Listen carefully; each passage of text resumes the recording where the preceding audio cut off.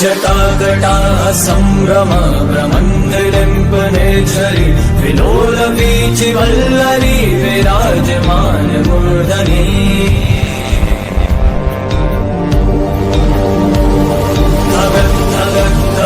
ज्वलल्ललाट पट्ट पावके किशोर चन्द्रशेखरे रति प्रतीक्षणं मम।